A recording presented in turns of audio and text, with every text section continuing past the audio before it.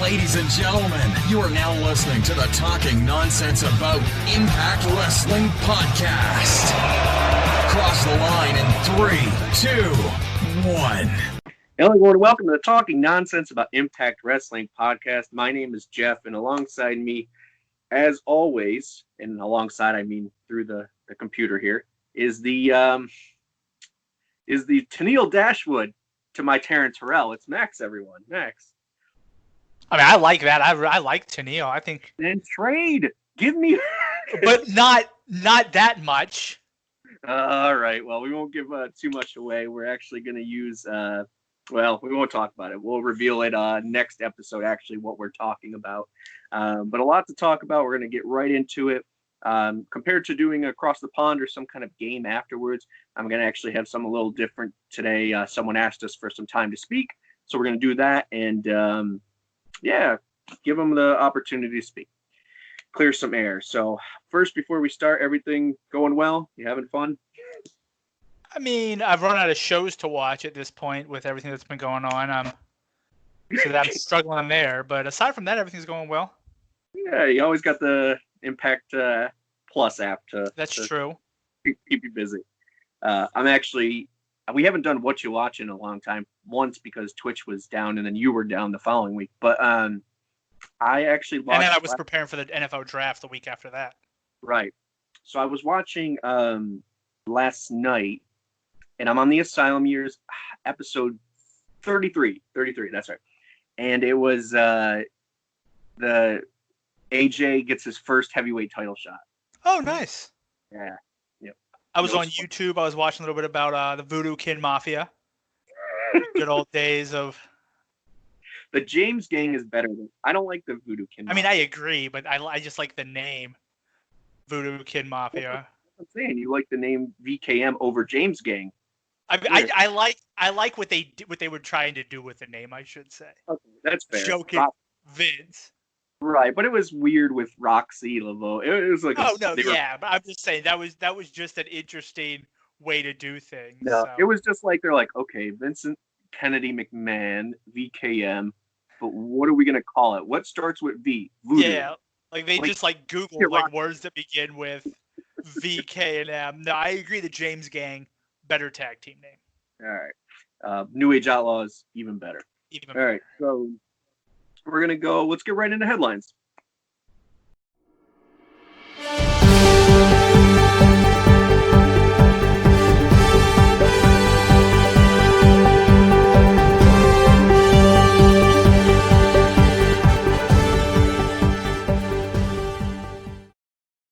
All right, let's get right into it because our producer Craig gave us some really good juicy topics this week. A lot going on. It feels like every episode of Impact has a new surprise roster addition, which is really awesome.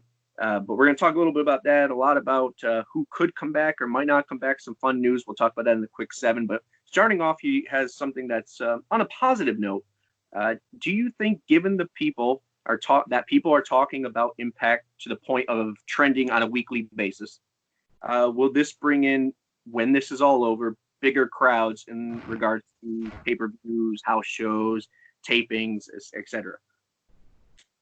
I mean, I definitely hope so. I mean, they're obviously getting a lot of good press with some of the stuff that was going on with paying people, so I think that's something that is a positive. I think you have some other companies who aren't doing that or who are handling it different ways. So I think that, maybe once all this is over, someone who may have had a bad taste in their mouth is like, you know what? This is a different company than it used to be. Let me go ahead and give it a shot. Let me go, they're in my area. Let me go ahead and go and watch them. So I don't know if it initially will. I think it may initially build like a small spike. And then I think as they continue to, once this all ends, if they kind of put everything together, I think you could see it grow. Yeah, no, that's a great point. Looking at it that way, as far as because when I wrote down my little notes, and I don't even have the fact that they handled this pandemic very well. Now, you take a step back 5 years, 6 years, whatever. Would they have handled it the same? Probably Hell not.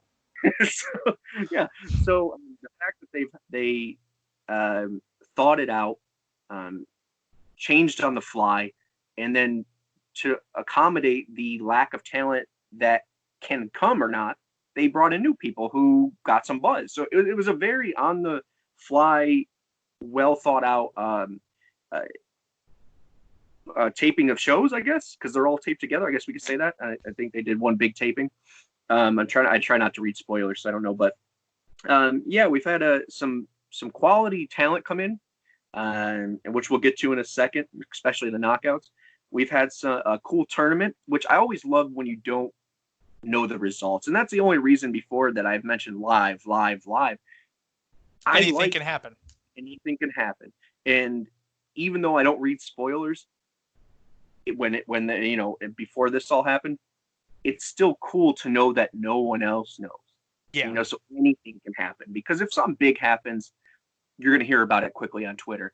Yeah. The fact that we have time is pretty damn cool. Now, what I will say though is, and not to be negative, is Impact was trending for a while when LAX and the Lucha Brothers and all that stuff was going on in that first couple of years. And it really didn't result in huge crowds, but it resulted in what you said, people coming back and giving it another chance. Maybe I'm the sneak, but I know what the Impact management is kind of thinking now. The more I hear them talk, the more I hear, like watching Aftershock, that show that comes after Impact, and when you see Don Callis and Jimmy Jacobs talk about it, they have a plan, which is rare for Impact management to have. Not this set, but the previous, let's be honest. So to see that they had a 5-year plan and they hit all the targets almost that they're going for, and then have another 5-year plan where who knows what the next steps are. They're sticking to it. They're not, AEW comes along, they're not jumping the gun and pulling the trigger on something they shouldn't, or spending how they shouldn't, or, they're smartly, I don't know if it's the right way to say it. So they're intelligently coming up with solutions to problems without patching the hole, if that makes sense. They're not doing a patch, they're fixing things. And it does. It slowly is changing the taste that people have in their mouth for it.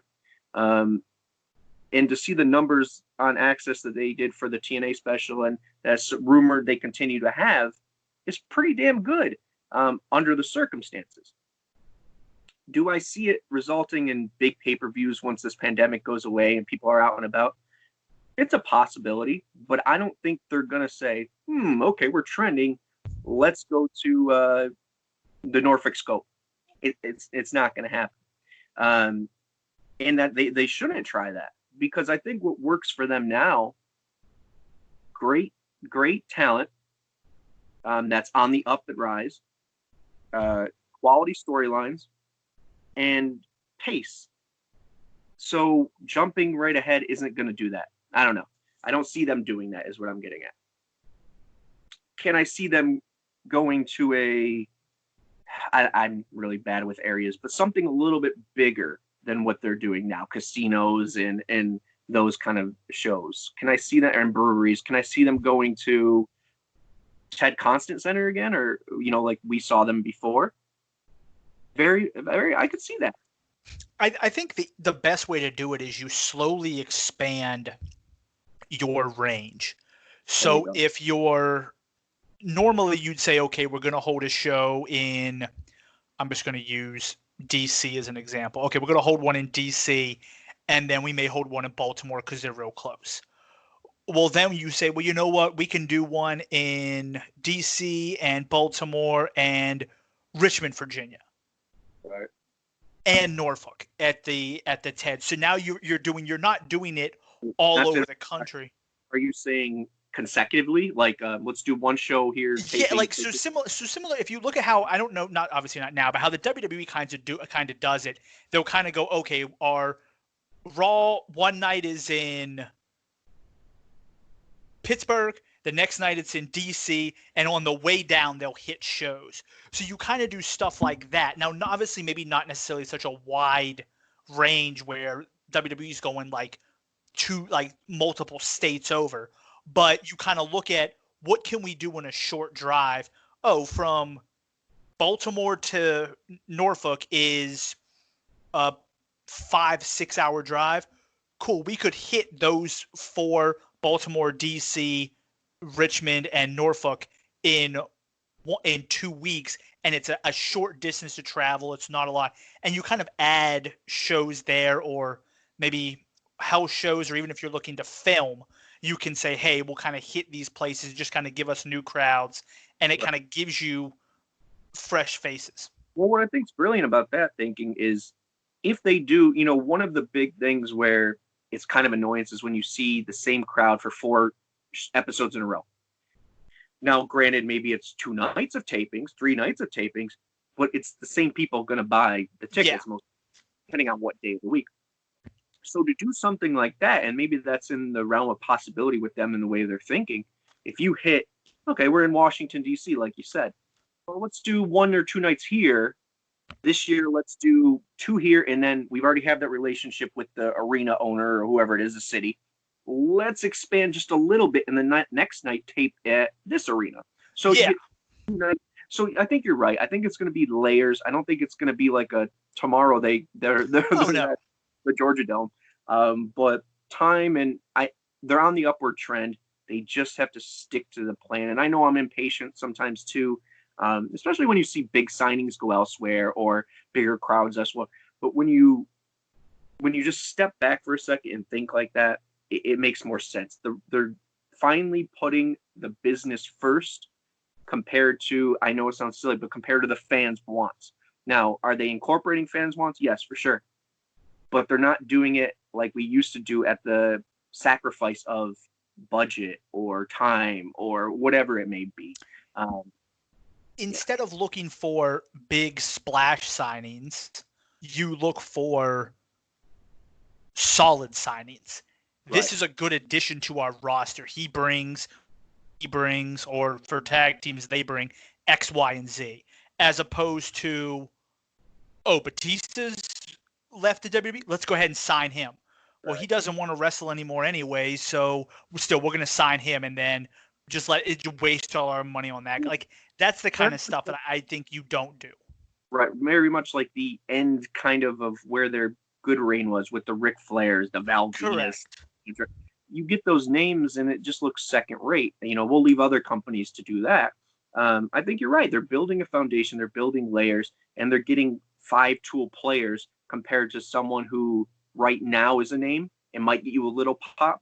You're getting someone who can develop like an Ace Austin or a Kimberly or a Nevaeh that will develop into something much bigger. So I agree with you there. This one kind of comes on a different kind of course, but we're talking about the show in general. Can OVE, and I feel like we talked about this a lot, but they're on a downward spiral. Sammy has officially turned on them. Can OVE turn this around, or will Fulton be the next to leave the group? Are we done seeing OVE? What do you think here? It's hard. I mean, yeah, I want to say they can turn it around, but I feel like Sammy was so much of that group. Yeah, like he kind of held everything together. He was the big name, and when he left, it just without him there, it just kind of, I don't know, they're missing something. Right. It's kind of like if you have, like, anytime a big person leaves, you have to have somebody step up in their place. So if, you have a tag team, when a tag team breaks up, okay, if they go to another, either A, they find out, or B, they join another tag team. If it's a big tag team that breaks up, they have to, when they leave, the person has to become part of a big tag team. Right. You can't take James Storm, was one of America's Most Wanted, and stick him with Crimson and be like, bam, baby, here we go. You have to stick him with yeah, you have to stick him with a name. So you need, when Sammy left, somebody had to step up to take that place, to be that leader, and that just hasn't happened. So it almost feels like it's kind of dying out, just because, like, I don't know, there's something missing.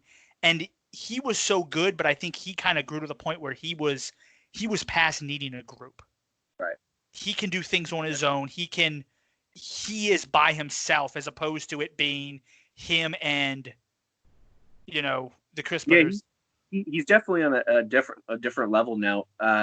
So I agree with you there. As far as the stepping up thing, originally I was like, it's okay. They changed the logo, they changed the Tron, and the music a little bit. It's gonna be Fulton's group. Fulton's gonna lead this, and he's the big monster. But then he loses in the first round of the tournament, and they're kind of imploding within. So what I want them to stay together, and the reason is they're an entity. They're a shirt. They're a group you can a faction you can continue to stick younger guys in it and raise them up and give them an identity to start with, while learning under the learning tree of which was Sammy. But the Chris brothers are a little up there too. I think they're in the late 30s, so they have a lot to give as well. I think what needs to happen, unless Fulton grabs it by the balls, so to speak, and just says, "This is my group, let's do this," is a new leader. The problem is, and I keep thinking, and I kept thinking, I was like, okay, if that's my answer, who is it? The problem you're running into is they're called Ohio versus everything. Even if you just say OVE, okay, but who out there is that O? And I don't see, I just don't see it working unless you have an Ohio wrestler. Could you just use the Chris brothers just as a tag team and they just be OVE? Well, they were prior, yeah. That's how. So I was gonna say, could you just do that? Drop Fulton possibly, and just say, "Hey, it's just going to be these two as a tag team.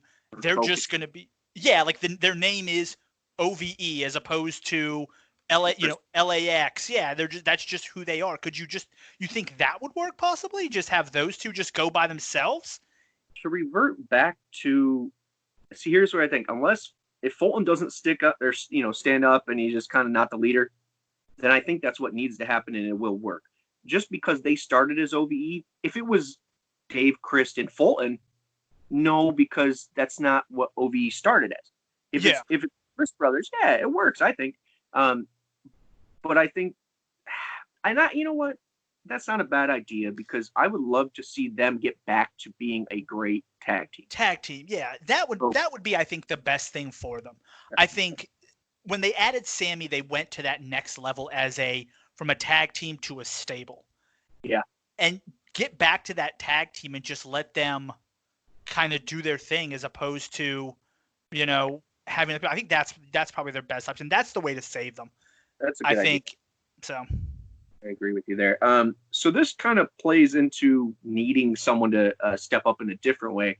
The question he has is, does Impact finally need a new authority figure? Like an on-screen authority figure. An on-screen authority figure. Now, if we get back to normal and Callis is back on the mic or, commentating with Josh, you still have Scott D'Amore, who plays producer on the show, I guess, technically. But would you like to see now I'm not saying this person, but a Dixie Carter or this jumps ahead, but a Sting or an Angle come back and be that authority figure? Do you need one? Is it overdone, or are we finally cleansed our palate to where we're ready for an authority figure again? It's tough. Yeah, I don't know, because sometimes an authority figure to me works when you have somebody they're going against. Mm-hmm. So if AJ was still there, he'd be great to go against an authority figure. But can what? This new AJ, you're talking about WWE AJ, not. I'm talking about any AJ. When he was there, you can make him a face, and you can have Dixie go against him, and or whoever your authority figures, and create heat. See, in my mind, I'm thinking. See, you're taking it that way. In my mind, I was thinking face authority figure, heel group or something. See, okay. I don't know. Like face. I mean, I guess you could have a face authority figure, but the only way I think the best authority figures outside of someone like Vince McMahon, who at least when Mr. McMahon first started, it super ran its course and got super old. But I think that works. But William Regal on NXT where he was kind of in charge and would randomly come in and yell at people, but wasn't too involved in the storylines. That's the only thing I don't like about authority figures. Same thing when Eric Bischoff joined the New World Order. It's like, cool, at this point, your guy who runs it just is involved in every single thing that happens on the show. So I don't like those type of authority figures who are constantly there, who seem to make the show about themselves. But I wouldn't mind someone who randomly comes out and enforces rules, or if there's someone who is, constant, like let's just say hypothetically, Sammy starts attacking Tessa when she's back, or Moose starts attacking Tessa over and over again. Then you have an authority figure to kind of come out and kind of lay down the law. Yeah, lay down the law and be like, you know what? I'm going to make a match happen to make sure that this is fair. Things like that. I like those type of authority figures, but I don't like the ones that basically that you create stories around. I just think that's been done so much, and it oftentimes gets really old really fast. Yeah, I agree with you there. I think you will never top, well, I know you said it in a negative way, but Eric Bischoff was, I think, the first, to my knowledge, who was a heel authority figure. Then Vince McMahon came and killed it, and then everyone else tried to follow suit, and it just didn't work for the most part. Just here and there, you had some good commissioners and stuff of that nature. I think the only way it could work is if, like you're saying, if there's no storylines for him, then it needs to be someone who you wouldn't mind seeing their face and getting a quick pop or something of that nature, like a Sting or an Angle who could come back and can't wrestle, but can still offer something. They're still a leadership. They're still a big name. They're good on the mic. They're good on the mic. Yeah, they're good on the mic. Angle has his, but and I was watching. So I was also watching old when Sting had came out for something. It wasn't the Asylum years, and I was like, damn, okay. I forgot how cool when Sting's I know what it was. It was Madison Rayne when she got demoted from being the Knockouts commissioner or whatever, and Sting came out. I was like, wow, man, that music and that pop. You know what I mean? Like, it's still fun and it's still cool to see him. So you're not annoyed by him coming out, and he's not going to pull a Hogan and be out every segment. So I think that could work that way. And I could see an antagonist like a Sami Callihan, feuding with that. Imagine him and Sting, or him and Angle, going back and forth verbally all the time, and then maybe eventually physically a little bit. I think there's something there that could happen. I do agree, though. Now that I think about it, I think a face commissioner feuding with a heel is better, unless you have a really good face, name, like wrestler that you're like, this guy, people are going to follow him. And you have to have a really good heel commissioner. Right. Like, you have to have really good of both. Whereas the other way around, if you have a good heel wrestler, your face commissioner doesn't necessarily have to be as strong personality wise, because they're just getting bullied. Depending on who it is. If you don't use Sting or Angle, if you use somebody else. Right. Now, that's the key. Is you're on the right track. I think we're on very much the same page. Is you can have – it's easy nowadays. I don't want to say easy because it takes away from it, but it's easier to be a good heel now than to be a good face. Because the way society is, or the way we are as human beings, faces are kind of corny. They got corny for a while. And, it's hard to be a good face. Look at, I don't want to talk about other companies, but look at Galloway, McIntyre. It's hard for you to just be a good dude, Yeah. Johnny Impact tried it. It didn't work. I said from the get-go he should be, a off Hollywood guy. And it worked for him better as a heel. So it's much easier to get over as a heel. I would prefer it be that way. And then I think Sammy is a good antagonist for someone like that. All right.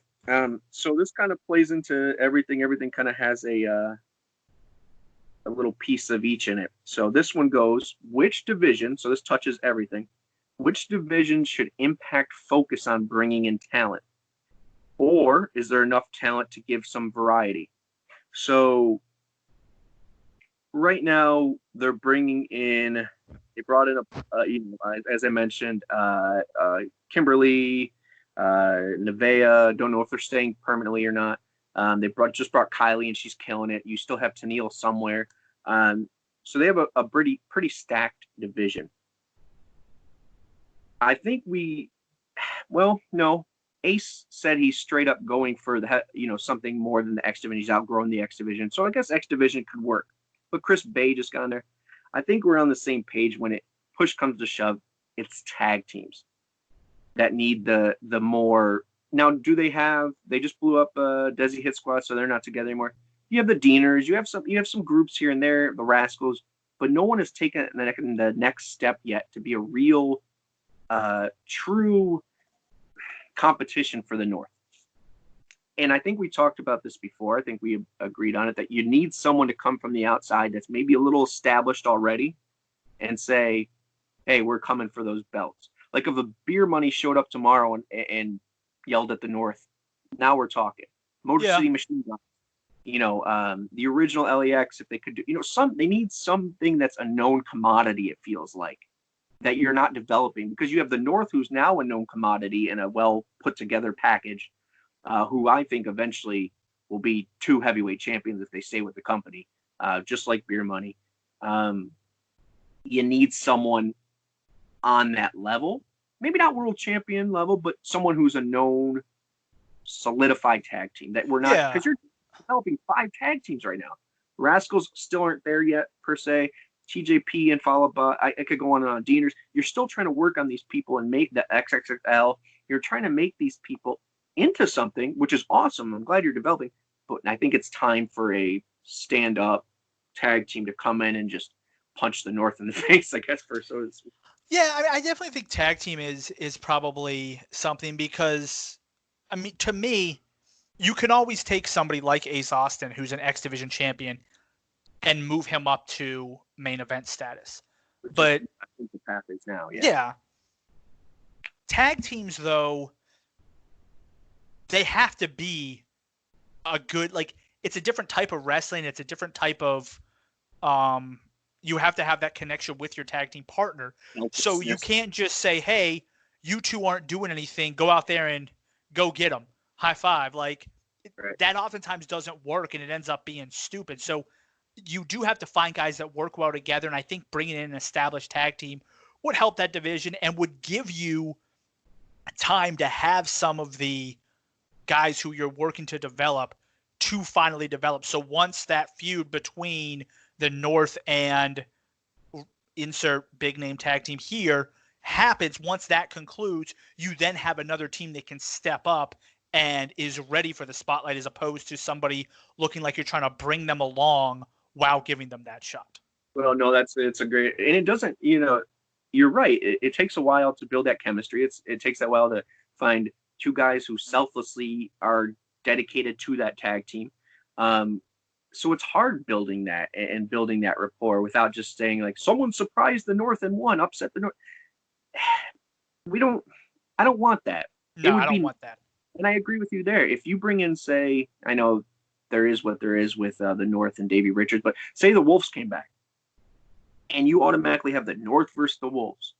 Okay, then slowly you have that feud, like you're saying, and then a Rascals come in. Now you have a 3-way tag teams. Yeah. I agree with you there. I think tag team is it. I don't think there's too much more debate on that. I think the women's division is beyond great to the point where they could get knockouts, not tag team belts. X division, they have so much unutilized talent there, which really leads into the next question, that there's enough to play with. So I think tag team is where it is. So the last question here we have is, who do you think will be the standout from all the new signings / re-signings? We have, like I mentioned before, we have Nevaeh, Kimberly. Now, granted, we don't know the term of their contract, if it's just a spot to help out. Obviously, they're dating or married to, I'm not sure, one of the Christs and Kimberly. Oh, and Wentz. You have Crazy Steve came back. You have Su Young who re-signed, thank God. Kylie before that. I feel like I'm missing some. But who out of that group are we going to look back and say that's the person that was that signing from that period that really made it. I mean, I actually think if I had to pick, I would say Crazy Steve. I I like his character. I like his look. I think he has a look that, I mean, you compare him with, you know, Su Young. He was great when it was him and Abyss with Rosemary previously. So you pair them with them if you want to, or he just goes on his own. And I think he's someone that stands out. He's a different look. Um, I think he's good in the ring, and I think he's a good character. And I think he would make a good, add something, strong to the X division. I don't think he's at the level to be a main eventer. I don't think he's there, but I definitely think you could add him to the X division and give him, if not an X division title, at least a shot, and it would kind of spark that. I think that would probably be my pick, would be Crazy Steve. I think him and Willie Mack would be a really good match. Yeah, see, that's where it is. It's been so long, and I have to be honest here. Through try to be as transparent as possible. I haven't followed Crazy Steve since he left, so I already liked him. I agree with you. I think he already had a character. I think he already had a great look. I think he has a good personality to bring something different to the table in this variety show. He already has the run-in with Rosemary, if we want to go that route. But I think it's going to be interesting to see what he brings to the table now. He might have developed. He might have changed. His promo was good. They didn't really give him the chance to talk prior. I don't know about main event. Once again, he could have developed into something wise. But yeah, he's a little smaller. X Division makes sense because you're feeding, if he loses, you're feeding someone to Willie Mack that's established. So there's a lot of opportunities for him to obviously be successful compared to someone who's just now coming to the company and is brand new. But if she stays, I'd be remiss to mention that Kimberly, she obviously did an intro for our last podcast. To my knowledge, was one of the first women to kind of break that barrier and win the heavyweight title of what was perceived men's promotion. I think she won, was it Chikara? I think it was Chikara. So, granted, it wasn't a Tessa winning, but it's still something to say about that. So you obviously know she could go with the guys. She has the talent to do it. She just left NXT or was working with NXT, whatever. She had gotten a contract and then out of it, whatever. So she can bring something to the table if I didn't have to pick someone who's already established. But I really love Su Young as well. It really, to see her say that she was a free agent really kind of got me. Just because they've spent so much time, and I'm sure it was a lot her, but developing that character, developing the off-brand of Susie. So I'm happy she's resigned. I'm happy Steve's back. And I'm happy that Impact continues to make these moves that we're saying are solid, foundational, 5-tool playing characters. So anything you want to add to that before we go to the quick 7? No, I think Su Young's a good re-signing, but to me, I mean, I know she was afraid and she's back, but I kind of consider her, because she didn't actually go someplace else. It's not like she left, was wrestling in AEW or WWE, and then came back. I think she just kind of was like, "Hey, I'm up for free agency," and they're like, "Hey, we're gonna re-sign you." So fair enough. So the quick 7, we're gonna take obviously a cut real quick to get to that, but that's gonna hit on a lot of possibilities of who could come in, and we'll get to that right now. Quick 7.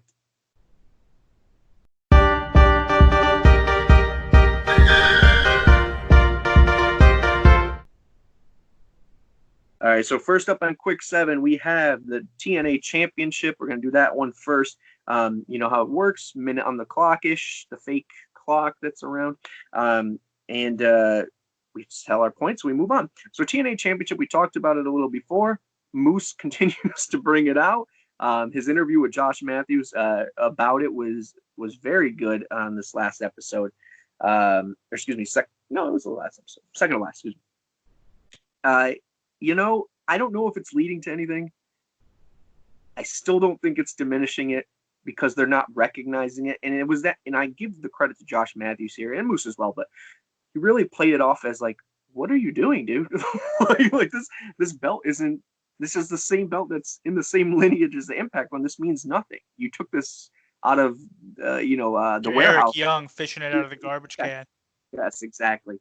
So maybe it does lead to Eric Young, but I don't know if it's going to go anywhere with the TNA or not, and that's who's going to take it from him.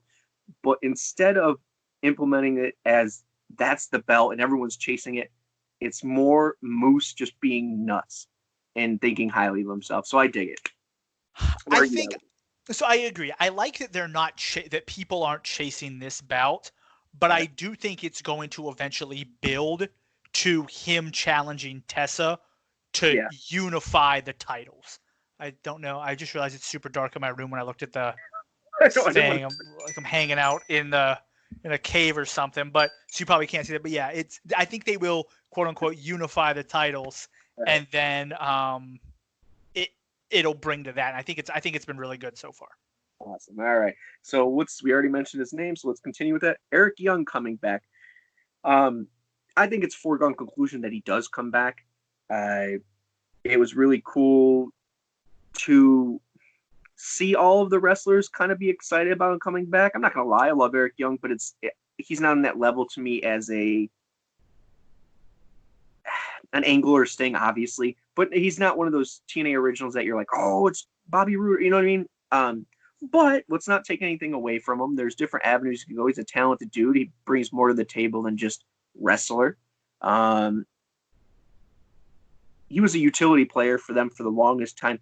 I like him coming back if he does. Let's say if, just in case. But I think his days of being a featured player are maybe past. So when I was thinking about it, I was like, oh, he has a quick in with Madman Fulton because sanity. But he can't run OVE because to my knowledge, he's from Canada. It's close enough to Ohio. Well, you know what would be nice though, if Scott D'Amore's already booked doing, obviously being a producer, it'd be cool if Eric Young comes back to do what? Are you drafting? That's your 1 minute time. You said put a minute on the clock, and your ass is sitting here talking for 3.5 minutes. I didn't know you were really timing it. Yeah, you're like, we're gonna put a minute on the clock. I'm like, all right, put a minute on the clock. 3 minutes in, Jeff's just still going.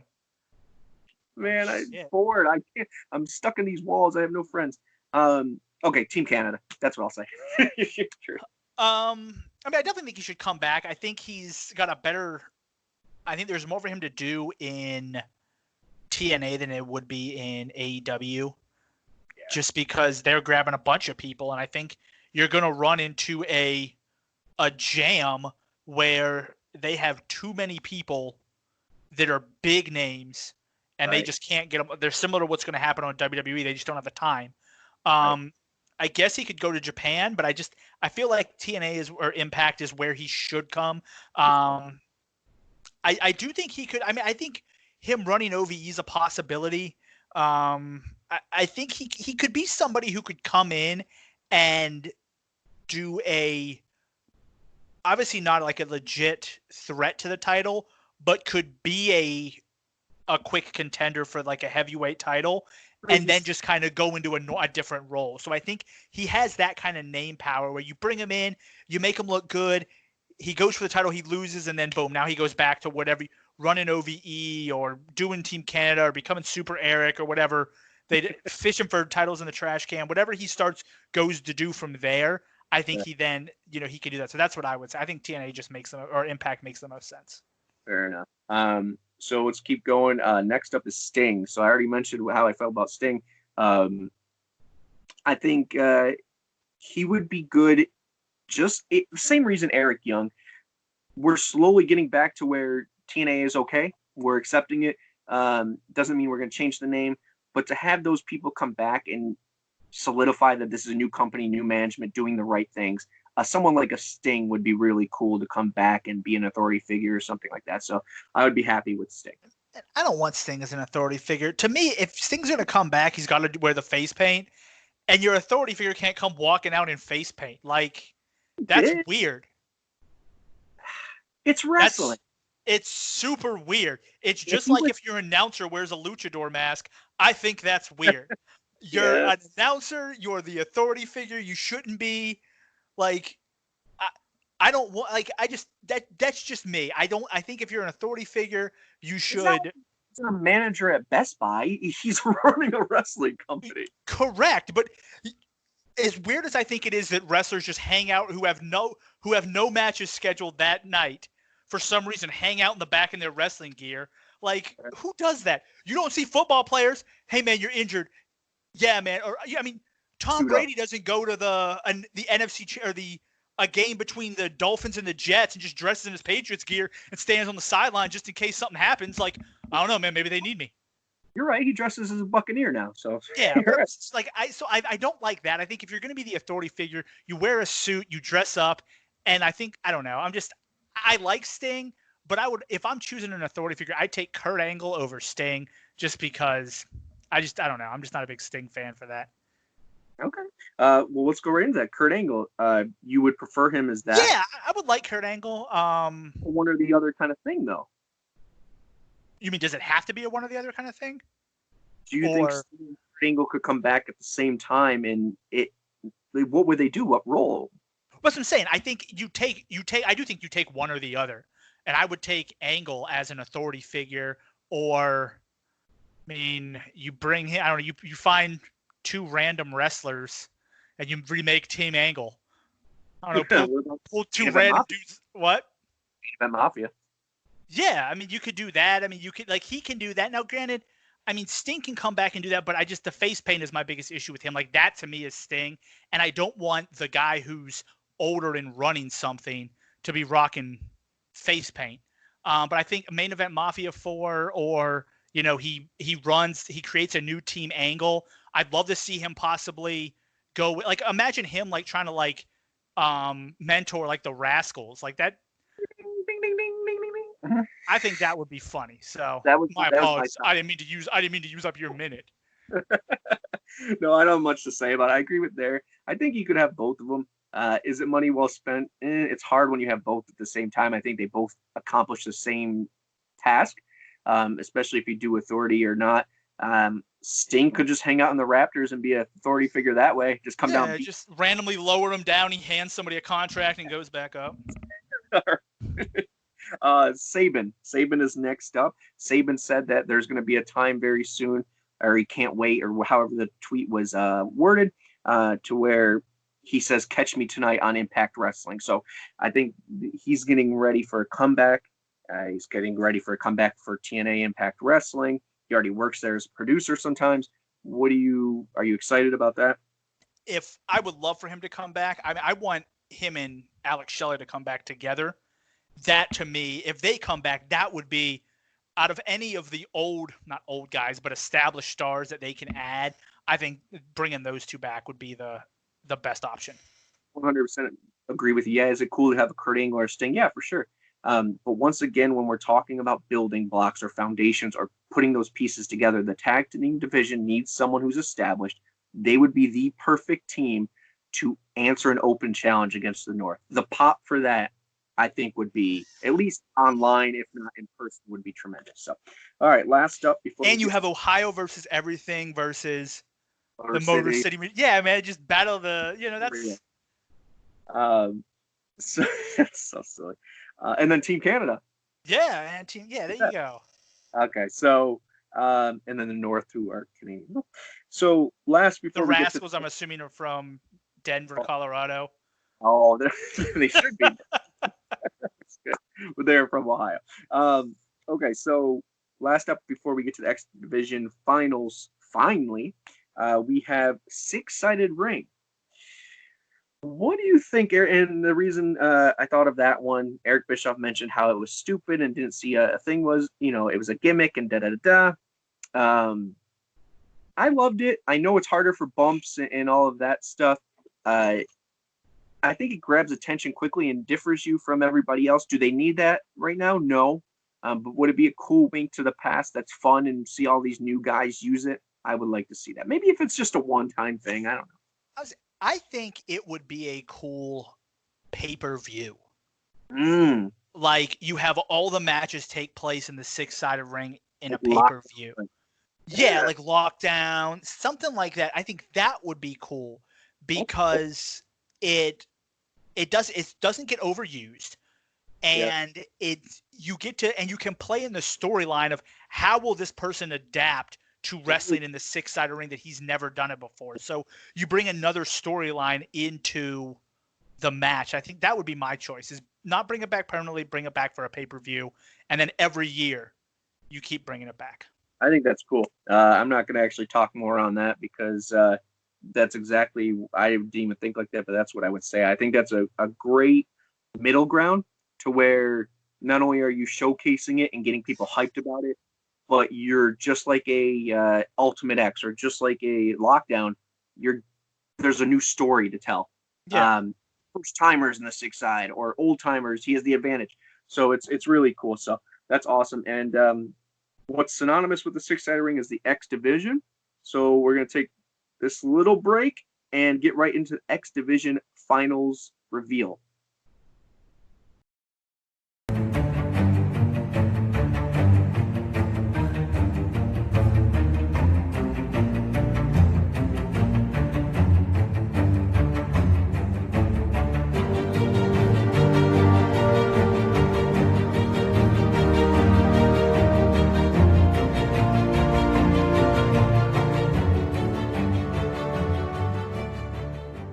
All right, so we're not going to spend too much time on this, even though we spent all of our time since we've been doing this podcast talking about the X Division Championship, best X Division champion of all time. And that continues. Willie Mack will be on eventually. Rich Swann, who else we missing? Jake Chris. There's a bunch of people that have won it since. But in our tournament, it came down to Christopher Daniels, who I saved in the first round against AJ Styles. I mean, I'm happy with those finals. I think that's two of the best out there. Fine with that. And they're synonymous with the X Division and either starting or continuing. And they are also 2/3 of the only 5-star match that Impact TNA has ever had, according to Dave. Do you want to just go right into the result? Obviously, yeah, let's hear it. I did not look at the results. 80-20. I'm assuming it. I mean, with numbers like that, I think I know. I'm assuming it was a phenomenal victory. It was a phenomenal one. We have our phenomenal one finally. AJ Styles is the best X Division champion of all time, as voted by you, the fans, and us as well. But congratulations to AJ Styles. You will be. I think we should send him something. We should. We should make a trophy and send him the. That's what we'll do. Like what is that? A Dundee. We'll make. Yeah, go to Hobby Lobby. We'll build ourselves a mini trophy, and we'll send it to him. All right, that sounds good. So next tournament, we'll figure out. I think we agreed on music. We'll get to that eventually. Yeah, and AJ's gonna win that one too. And then best finisher. Someone did get a 5-star rating finally in TNA Jams. Kristen gave one out. Okay, who was that to? Well, if you watched it, you would know. 1, 2. I got a lot of stuff going on. You just said you ran out of TV shows. I don't want to hear it. 2. 2. It was AJ Styles. Really, man? She's got good taste. I knew I liked her for some reason. Yeah, I'm sure she'll appreciate that. All right, guys. So we're gonna take a small break. Congratulations, AJ Styles. We're gonna start our own little Impact TNAIW Hall of Fame. So he'll be in there as best X Division champion. And right back, we're gonna do something a little different. As I already mentioned, we're gonna give someone an opportunity to talk, have a nice little interview, and go from there. Be back. The TNAIW channel would like to extend its most sincerest of gratitude for contributing to this astonishing April. We very much look forward to the next month being just as astonishing, if not more so. With that being said, we now proudly present to you our coming month's scheduled content. This time around, we will add a touch of class and maturity to proceedings. Weekly, Cody, better known as Misery Eater 101, takes over our Twitter account. Interact with us as he gives you a weekly poll on Mondays and live tweets Impact on Tuesdays. Every Tuesday before Impact, our weekly power rankings are released. Wins matter, losses matter, and most importantly, your votes matter. Polls open Wednesdays. Our flagship show returns with the new look and 3 new episodes on Sunday 3rd, 19th and 31st. Listen, watch and laugh at the Talking Nonsense About Impact Wrestling podcast. Light TNA Jams releases its 2nd episode on Friday 8th. Kristen and Jeff listen to theme songs from throughout the years. Tell stories, take requests. It's gonna be magnificent, I tell you. Can you conquer the Hard 10 game show? Quizmaster Craig hosts an all-impact game show, sure to entertain. Play along at home or with Jeff. Sign up to be a contestant. Either way, enjoy. ODB approved. This month, Max and Jeff will be filming an exciting special. When will it debut? What will it be? Stay tuned for this good time. It's gonna be marvelous stuff, I reckon. Thank you for patiently listening and respectfully watching. We are pleased to provide mature and classy content for this month. It's gonna be me.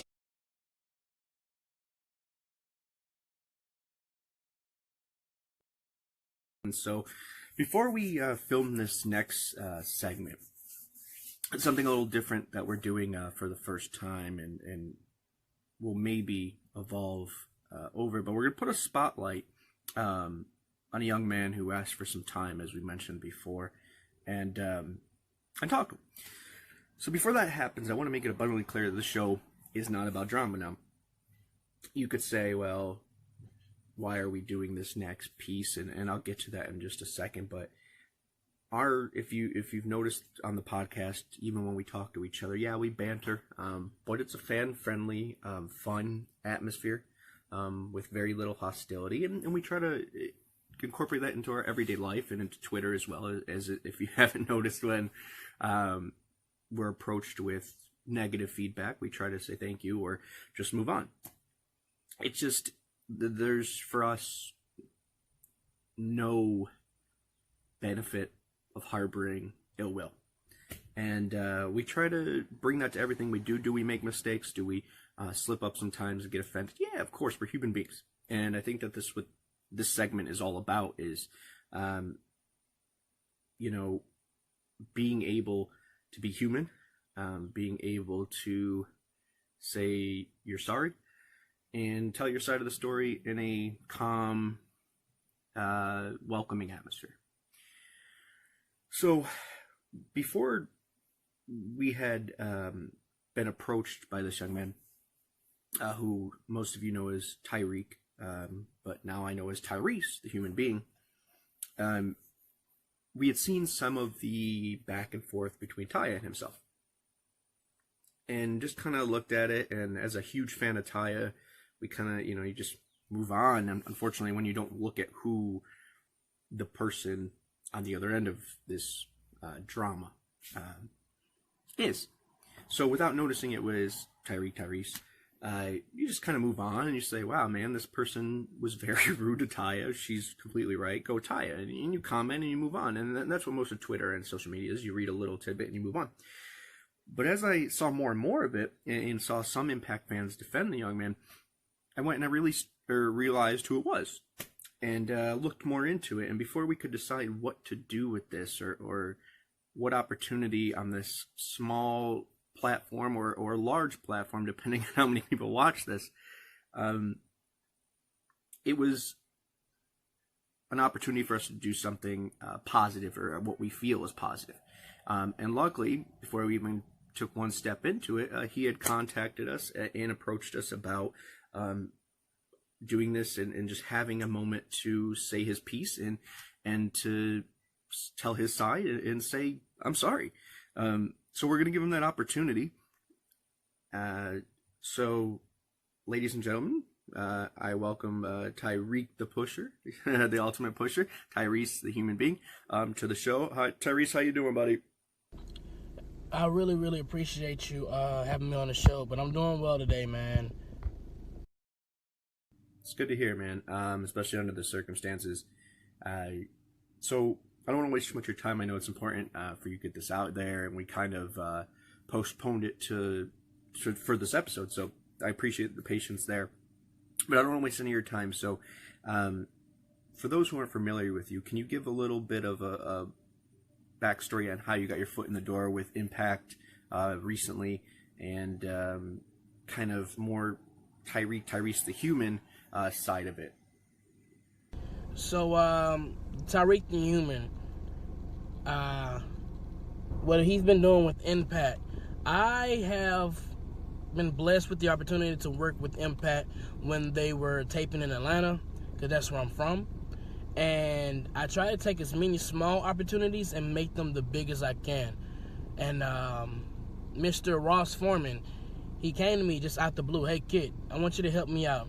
So I'm like, okay then, shoot. You know, that's the if I'm not mistaken, the media production manager. So I'm like, hey, I'm just gonna do whatever this guy wants me to do. I'm gonna be right here with him. You know what I'm saying? So he was asking me to make a lot of gift bags, and then he asked me to run the merch table. And I was like, you know what, Mr. Ross? I feel like if I can cut a promo with this merch table, I can get many fans to come in, because it was a two-day event. So, you know, first they see me on the first day, and then they came back. I actually had more people.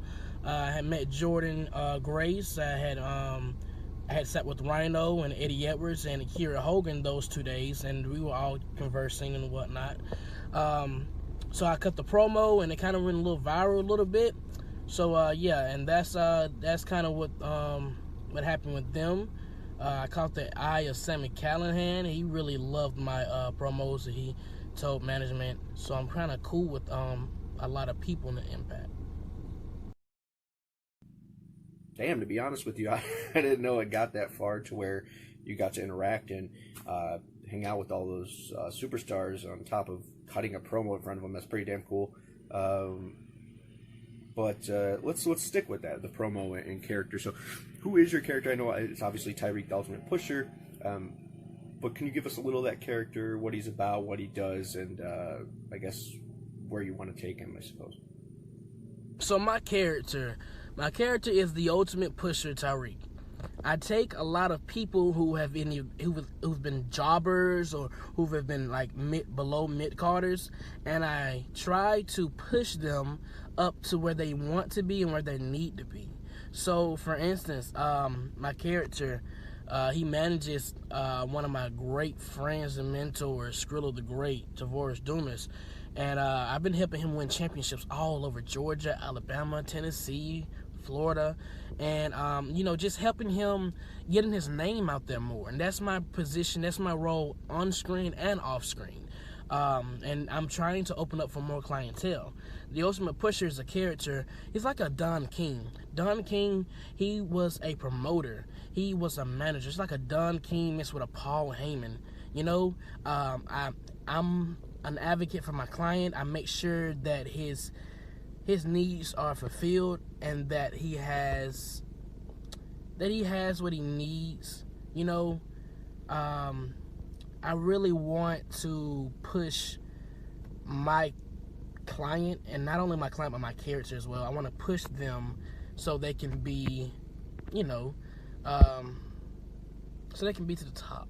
That's really what my character is, pushing my client to the top. Yeah, no, I get where you're coming from as far as what you're trying to build and the character you're trying to get over, or the brand you're, no pun intended, or all pun intended, ultimately push for yourself and for your clients. So I get it from that aspect, and I think it's easier for me, per se, because I know who you are as a human being. So when I see you interact as such, as the character, I can differentiate. But I think that's where the problem lies, because not everyone knows this side of you. You know, you're working hard to promote the character side of it. And without any disclaimer or previous knowledge, someone can obviously misconstrue it. Is that fair to say, you think? Now, that is actually where the issue lies. Some people can't tell the difference between Tyrese myself, and then my character, the Ultimate Pusher, Tariq with the K.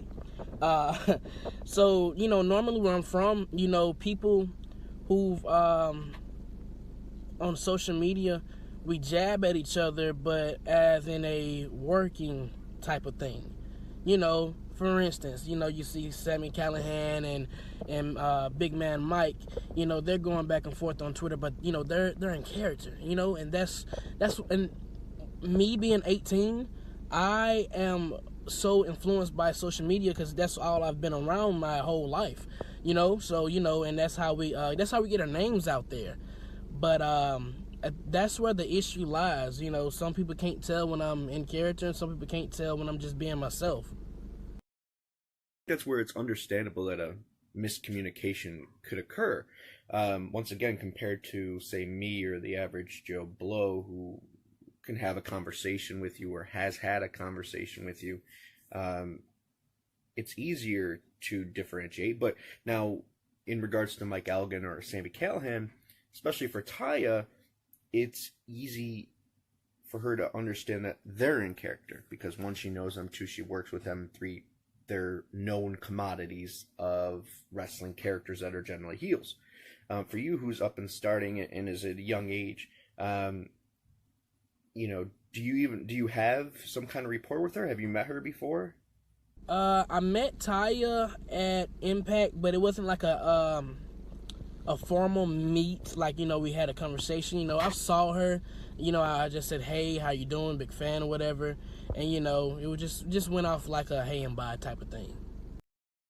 Fair to say that you guys aren't familiar with each other. Obviously, you're familiar with her as Taya Valkyrie, but as a human being, you guys don't have that personal level of interaction.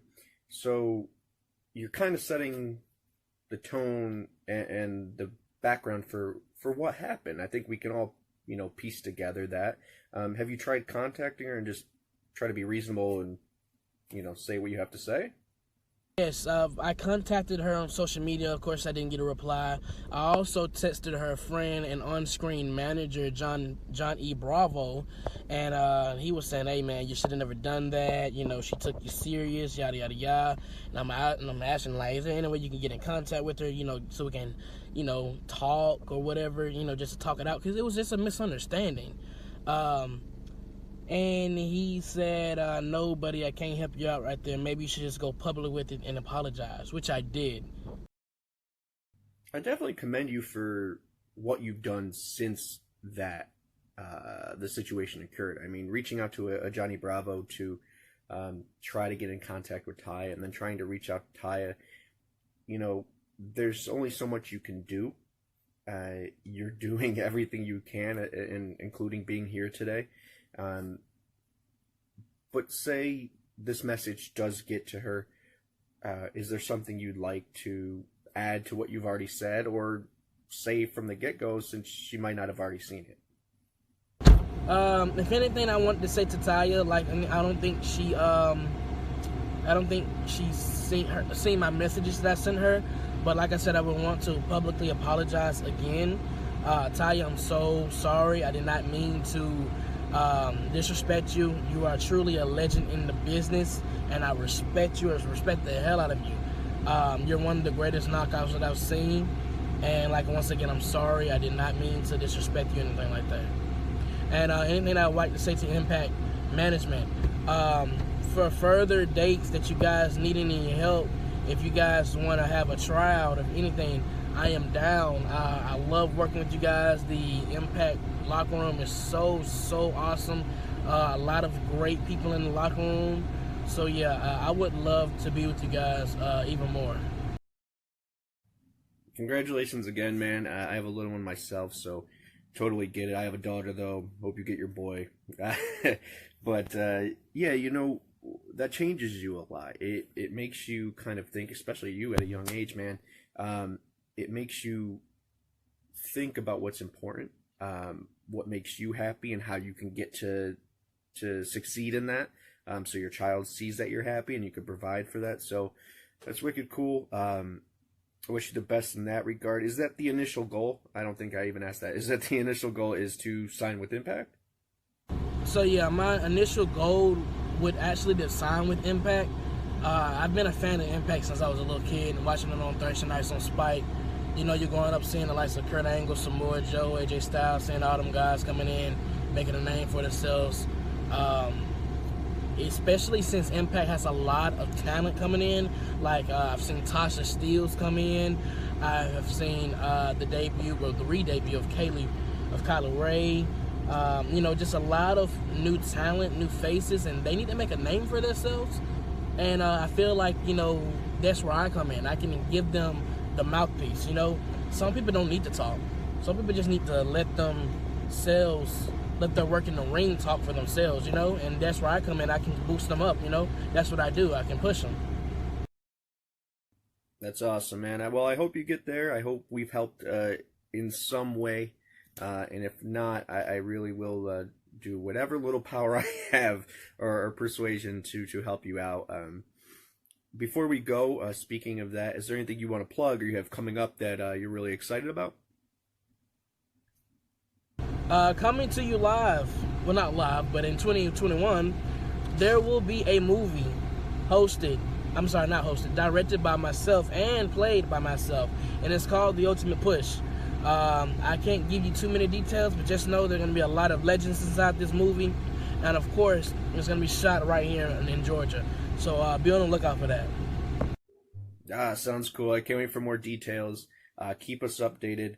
We're going to say goodbye now to you as well to the viewers at home. Thanks for tuning in. I know it's a little different of episode, but wherever we can help, we will try to help. And, you know, I can't speak. I want to give you my 2 cents. Not that it really matters, but I can't speak for Taya because I don't know her. I don't at all. I wish I did, but I don't at all. And obviously do love her as a wrestler. I don't know her as a human being, but it seems reasonable, as I said before, that maybe on her end it came off as another trolling. And she's been the victim of that for quite a while, so I can kind of see where maybe she's on edge a little bit when you deal with that every day. And you have to see what people think about you every day. And, you know, someone sticks out with a bigger following and says what they say, and she takes it one way. And I can see that. On the flip side, I really do commend what he's doing, and I'm speaking to you, the audience. We're commending what he's doing and trying to rectify the situation. He's a good, young, humble dude who, like I said, approached us first, was trying to get it out there, was trying to do it and make it right.